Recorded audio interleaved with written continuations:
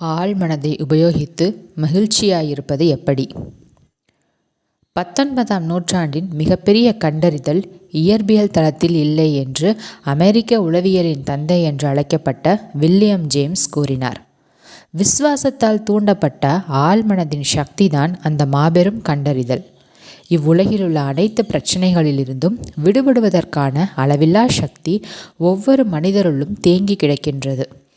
உங்களால் அனைத்து விதமான பலவீனங்களிலிருந்தும் விடுபட முடியும் என்ற தெளிவான உணர்தலை நீங்கள் எப்போது பெறுகிறீர்களோ அப்போது உங்கள் ஆழ்மனதால் உங்கள் பிரச்சனைகளை தீர்க்க முடியும், உங்கள் உடலை குணப்படுத்த முடியும், நீங்கள் கனவிலும் நினைத்து பார்க்க முடியாத அளவுக்கு உங்களால் செழிப்புற முடியும் என்று நீங்கள் என்றைக்கு உணர்கிறீர்களோ அந்த நாளில் உண்மையான என்றும் நிலைத்திருக்கும் மகிழ்ச்சி உங்கள் வாழ்விற்குள் வரும்.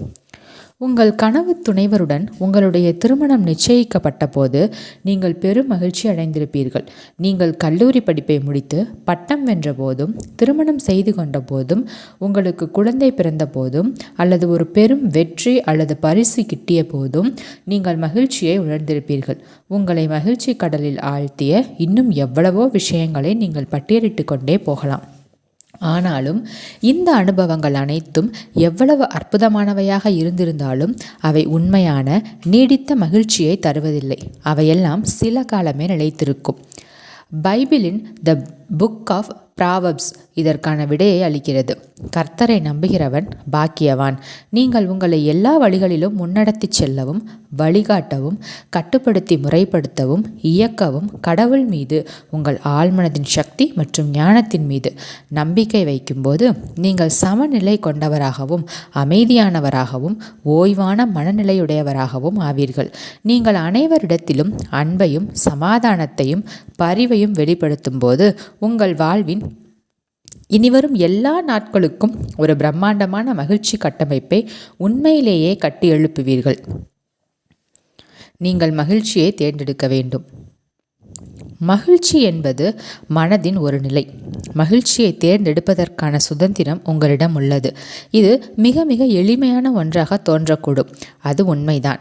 ஒருவேளை இதனால் தான் மக்கள் மகிழ்ச்சிக்கான பாதையில் செல்லும்போது தடுமாறுகின்றனர் போலும்.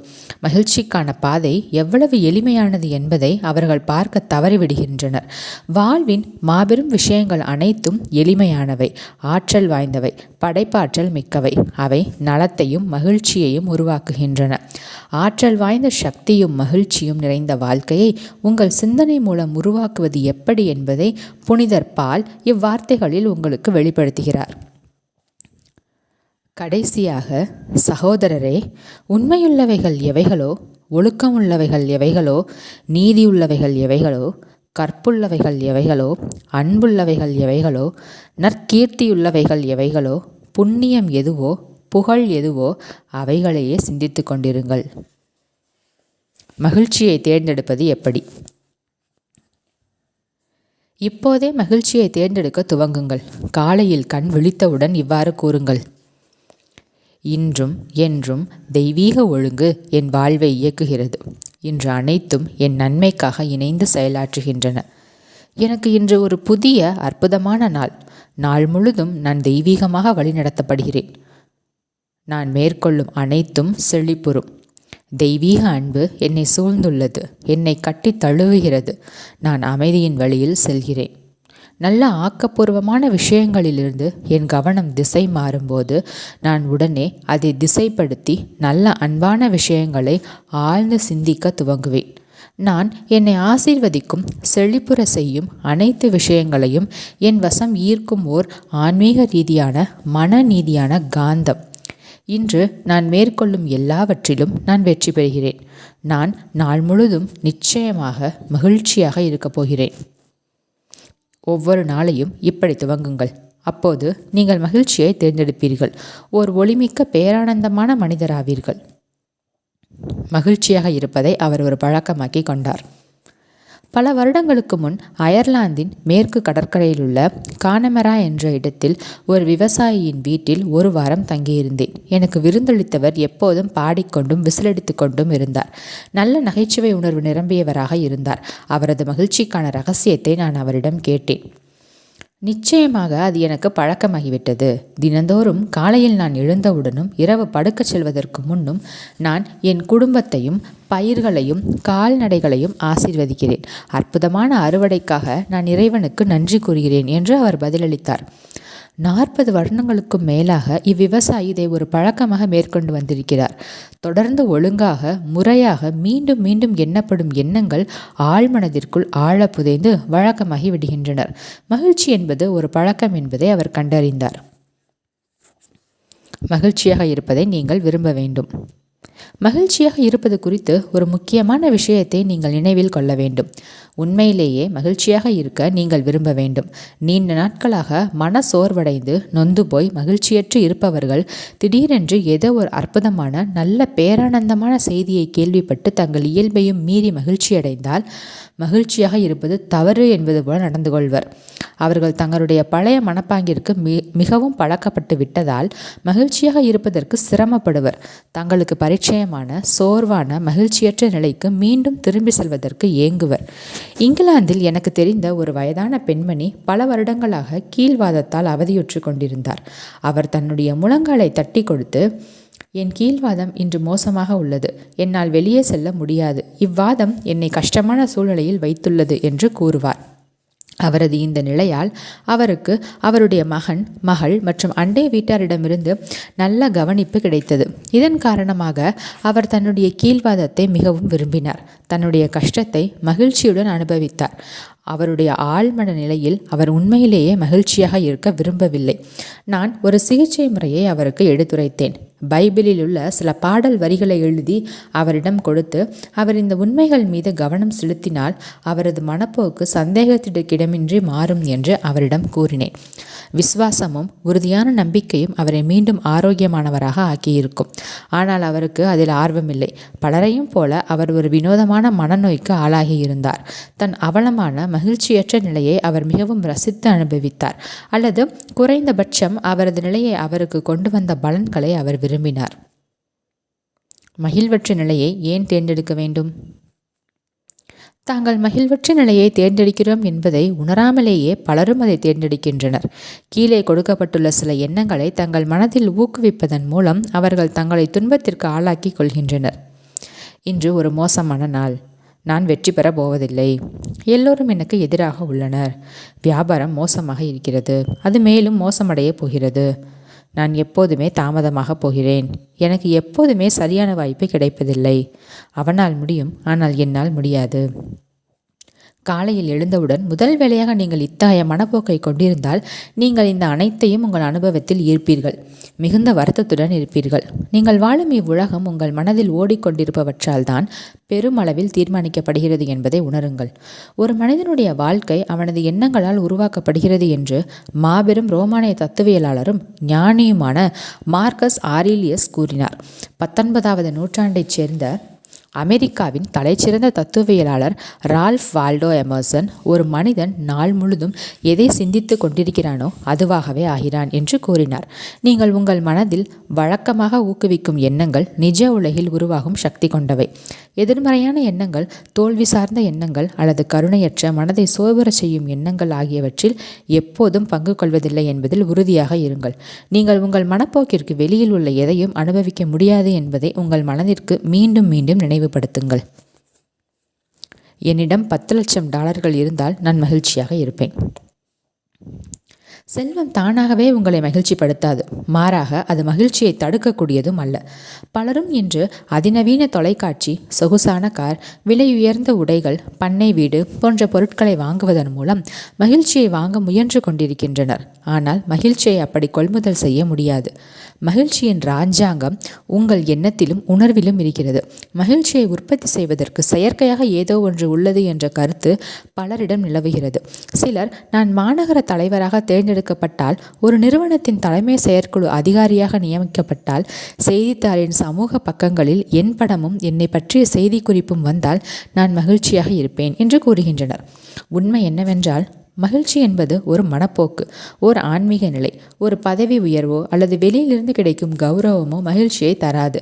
உங்கள் ஆழ்மனதில் புதைந்துள்ள தெய்வீக ஒழுங்கின் விதியையும் சரியான நடவடிக்கையையும் கண்டறிந்து அக்கொள்கைகளை உங்கள் வாழ்வின் எல்லா நிலைகளிலும் நடைமுறைப்படுத்துவதில்தான் உங்கள் வலிமையும் பேரானந்தமும் மகிழ்ச்சியும் அடங்கியுள்ளன. ஓர் அமைதியான மனதின் அறுவடை மூலம் அவர் மகிழ்ச்சியை கண்டுகொண்டார்.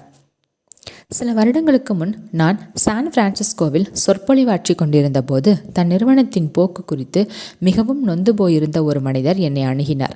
அவர் ஒரு நிறுவனத்தில் பொது மேலாளராக இருந்தார். அந்நிறுவனத்தின் தலைவர் மற்றும் உதவித் தலைவர் குறித்து அவர் இதயம் கடும் கோபத்தால் நிறைந்திருந்தது. தன் கருத்துகளுக்கு அவர்கள் காட்டிய எதிர்ப்புதான் அந்நிறுவனத்தை ஒரு பயங்கரமான திசையில் முன்னடத்தி கொண்டிருந்தது என்பதாக அவர் உணர்ந்தார். விற்பனையும் லாபமும் குறைந்து கொண்டிருந்தன. அந்நிறுவனத்தின் பங்கு விலை சரிந்து கொண்டிருந்ததுதான் அவரை பெரிதும் கவலைக்கு உள்ளாக்கியது. ஏனெனில் அவரது சம்பளத்தின் பெரும் பகுதி பங்குகளின் வடிவத்தில் இருந்தது. அவர் இப்படித்தான் தன் வியாபார பிரச்சனைக்கு தீர்வு கண்டார். தினமும் காலையில் முதல் வேளையாக கீழே கொடுக்கப்பட்டுள்ள சுய பிரகடனத்தை கூறி வந்தார். என் நிறுவனத்தில் பணிபுரியும் அனைவரும் நேர்மையானவர்கள், உண்மையானவர்கள், ஒத்துழைப்பை நல்குபவர்கள், விசுவாசமானவர்கள், அனைவரிடத்திலும் பரிவு கொண்டவர்கள். இந்நிறுவனத்தின் வளர்ச்சியில் இவர்களின் பங்கு முக்கியமானது. என் நிறுவனத்தின் தலைவர் மற்றும் உதவித் தலைவரிடத்திலும் பிற ஊழியர்களிடத்திலும் நான் அன்பையும் சமாதானத்தையும் பரிவையும் என் எண்ணங்கள் மூலமாகவும் வார்த்தைகள் மூலமாகவும் செயல்கள் மூலமாகவும் வெளிப்படுத்துகிறேன். எங்கள் நிறுவனத்தின் தலைவரும் உதவித் தலைவரும் தாங்கள் மேற்கொள்ளும் அனைத்திலும் தெய்வீக முறையில் வழிநடத்தப்படுகிறார்கள். என் ஆழ்மனதின் முடிவில்லா பேரறிவு என் மூலமாக அனைத்தையும் முடிவு செய்கிறது. எங்கள் எல்லா வியாபார பரிமாற்றங்களிலும் எங்களுக்கிடையேயான உறவுகளிலும் சரியான நடவடிக்கை மட்டும்தான் உள்ளது. நான் அலுவலகத்திற்கு செல்லும் முன்பாகவே சமாதானம், அன்பு மற்றும் பரிவிற்கான தூதுவர்களை நான் அங்கு அனுப்புகிறேன். என்னையும் சேர்த்து நிறுவனத்தில் உள்ள அனைவர் மனங்களிலும் இதயங்களிலும் சமாதானமும் இணக்கமும் கோலோச்சி நிற்கின்றன. நான் இப்பொழுது முழு விசுவாசத்துடன் பற்றுறுதியுடன் நம்பிக்கையுடன் ஒரு புதிய நாளை நோக்கி நடைபோடுகிறேன். இந்த அதிகாரி மேற்கூறப்பட்ட சுய பிரகடனத்தை தான் கூறுவதில் உள்ள உண்மையை உணர்ந்தவாறு தினமும் காலையில் 3 முறை கூறி வந்தார். அன்று பயம் நிறைந்த அல்லது கோபமான எண்ணங்கள் தன் மனதில் தலை தூக்கினால் அவர் அமைதியும் எல்லா நேரங்களிலும் என் மனதை கட்டுப்படுத்தி முறைப்படுத்துகின்றன என்று தனக்குள் கூறிக்கொள்வார். அவர் இம்முறையில் தொடர்ந்து தன் மனதை ஒழுங்குபடுத்தியதால் அனைத்து தீய எண்ணங்களின் வரவும் நிறுத்தப்பட்டு அமைதி அவர் மனதிற்குள் புகுந்தது. அவர் நல்ல விளைச்சலை அறுவடை செய்தார். தன் மனதை மறுசீரமைத்த சுமார் 2 வாரங்களின் முடிவில் அவரது தலைவரும் உதவித் தலைவரும் அவர்களுடைய அலுவலகத்திற்குள் அவரை அழைத்து அவரது செயல்பாடுகளை புதிய ஆக்கப்பூர்வமான யோசனைகளையும் பற்றி புகழ்ந்து பேசி அவரை பொது மேலாளராக பெற்றது தங்கள் அதிர்ஷ்டம் என்று குறிப்பிட்டதாக அவர் எனக்கு எழுதினார். மனிதன் தன் மகிழ்ச்சியை தனக்குள்ளேயே கண்டுபிடிக்கிறான் என்பதை தான் கண்டறிந்ததற்காக மிகவும் மகிழ்ந்தார். தடையோ அல்லது முட்டுக்கட்டையோ உண்மையிலேயே அங்கு இல்லை. பல வருடங்களுக்கு முன் ஒரு குதிரை பற்றிய கதையை என் நண்பர் என்னிடம் கூறினார். ஒரு நாள் அக்குதிரை சாலையில் இருந்த அடிமரத்துண்டின் அருகே இருந்த ஒரு பாம்பை கண்டு பயந்து விட்டது. அன்றிலிருந்து ஒவ்வொரு முறையும் அந்த அடிமரம் இருந்த அதே இடத்திற்கு வந்தவுடன் அக்குதிரை பின்வாங்கும். அந்த விவசாய நிலத்தை தோண்டி அந்த அடிமரத்துண்டை பிடுங்கி எறிந்துவிட்டு சாலையை சமன்படுத்தினார். அது பலனளிக்கவில்லை. அதற்கு பல வருடங்களுக்கு பிறகும் ஒவ்வொரு முறையும் அக்குதிரை அடிமரம் இருந்த இடத்தை கடந்து போகும்போது தயங்கி பின்வாங்கியது. அக்குதிரை ஒரு அடிமரத்துண்டின் நினைவால் தயங்கியது. உங்கள் சொந்த எண்ணத்திலும் உங்கள் மனதில் உள்ள படத்திலும் தவிர வேறு எங்கும் உங்கள் மகிழ்ச்சிக்கான தடை இல்லை. பயமோ அல்லது கவலையோ உங்களை இழுத்து பிடிக்கிறதா? பயம் என்பது உங்கள் மனதில் உள்ள ஒரு எண்ணம். அதை இப்பொழுதே நீங்கள் தோண்டி எடுத்துவிட்டு அவ்விடத்தில் அதற்கு பதிலாக அனைத்து பிரச்சனைகளிலும் வெற்றி, சாதனை மற்றும் ஜெயம் குறித்த விசுவாசத்தை நடுங்கள். தன் வியாபாரம் திவாலாகி போன ஒருவரை எனக்கு தெரியும். அவர் என்னிடம், நான் தவறுகள் செய்திருக்கிறேன், ஆனால் நான் அவற்றிலிருந்து அதிகமான விஷயங்களை கற்றுக்கொண்டேன். நான் மீண்டும் என் வியாபாரத்திற்குள் நுழைகிறேன். நான் மாபெரும் வெற்றியாளன் ஆவேன் என்று கூறினார். அவர் தன் மனதில் இருந்த அடிமரத்துண்டை எதிர்கொண்டார். அவர் சலித்து கொள்ளவோ அல்லது குறை கூறவோ இல்லை. மாறாக தோல்வி என்னும் அடிமரத்துண்டை அவர் தோண்டி எடுத்தார். தனக்குள் இருந்த சக்திகள் தனக்கு துணை நிற்கும் என்ற அவரது நம்பிக்கையின் மூலம் தன் அனைத்து பயங்களையும் பழைய மனச்சோர்வுகளையும் தன்னிடமிருந்து வெளியேற்றினார். உங்கள் மீது நம்பிக்கை கொள்ளுங்கள். நீங்கள் வெற்றி பெற்று மகிழ்ச்சியுடன் இருப்பீர்கள். எல்லோரை காட்டிலும் அதிக மகிழ்ச்சியானவர்கள். தனக்குள் இருக்கும் சிறந்தவற்றை வெளிக்கொணர்ந்து நிரந்தரமாக அதை கடைபிடிப்பவர்தான் எல்லோரையும் விட அதிக மகிழ்ச்சியானவர். மகிழ்ச்சியும் நற்பண்பும் ஒன்றையொன்று முழுமைப்படுத்துகின்றன. மிகச்சிறந்தவர்கள் வெறும் மகிழ்ச்சியானவர்களாக மட்டும் இருப்பதில்லை, அவர்கள் வாழ்க்கை கலையிலும் வெற்றிகரமாக திகழ்கின்றனர். உங்களுக்குள் உறைந்திருக்கும் கடவுள் மிக உயர்ந்தவர், மிகச்சிறந்தவர். கடவுளின் அன்பையும் ஒளியையும் உண்மையையும் அழகையும் அதிகமாக வெளிப்படுத்துங்கள். அப்போது இன்று உலகில் வாழும் மிக மகிழ்ச்சியான மக்களில் நீங்களும் ஒருவர் ஆவீர்கள். எபிக்டட்டஸ் என்ற கிரேக்க ஸ்டாயிக் தத்துவியலாளர் இவ்வாறு கூறினார்: அமைதியான மனத்திற்கும் மகிழ்ச்சிக்கும் ஒரே ஒரு வழி மட்டுமே உள்ளது. நீங்கள் அதிகாலையில் எழுந்தவுடனும் அன்றைய நாள் முழுவதும் மற்றும் இரவு தூங்கப் போகும்போதும் உங்களுக்கு சொந்தமான பொருட்களை கணக்கெடுக்காமல் அவை அனைத்தையும் கடவுளுக்கு அர்ப்பணம் செய்து விடுங்கள்.